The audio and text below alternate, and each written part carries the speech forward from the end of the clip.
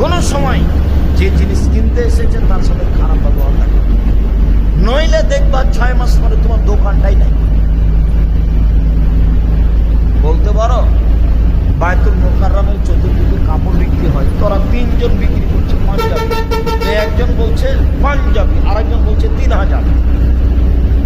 তো সন্ধ্যা পর্যন্ত বিক্রি করলো। এখন বাড়ি থেকে যাচ্ছে আর বলছে যে আজকে লাভ হয়েছে না, 3000 টাকা, 300 টাকা দাম, 300 টাকাটা 3000 বিক্রি। আরেকজন বলছে আরে না না, ওটা 300 নয় তো, ওটা তো 150 টাকা ছিল। তাই তোর বিশাল লাভ। তার তো খুব লাভের কথা বলছে আর বাড়ি যাচ্ছে। বিশ্বাস করেন আপনি 3 থেকে 6 মাস পরে দেখবেন দোকানটাই নেই। টাকা কোথায় যাবে?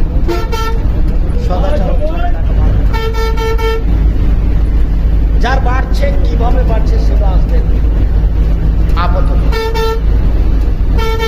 আরেকটা কথা আছে, বয়স বেশি হতে পারে, টাকা বেড়ে যেতে পারে, ভাগ্যে যা আছে তা কেটে লিখে দেওয়া হবে।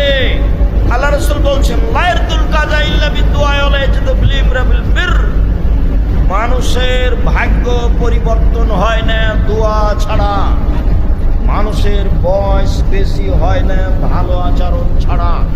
এই ছেলে বলো দেখি, মানুষের ভাগ্য কেটে নতুন ভাবে লিখা হবে কি দিয়ে? সদাচরণ আর দোয়া। করোনা হয়েছে, আমি তো করোনার 5 পয়সা দাম দিই। আমি করোনার প্রথমই ঘোষণা দিয়েছিলাম যে কারো যদি করোনা হয় তার একসাথে আমি খেতে, একসাথে এক করে। আর কেউ যদি করোনায় মারা যায় আমি তার গোসল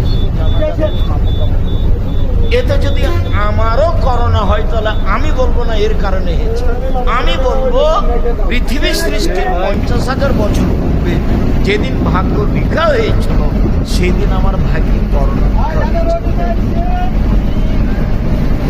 সেই দিন যদি লিখা না হয়ে থাকে আর আজ যদি করোনা যার হয়েছে তার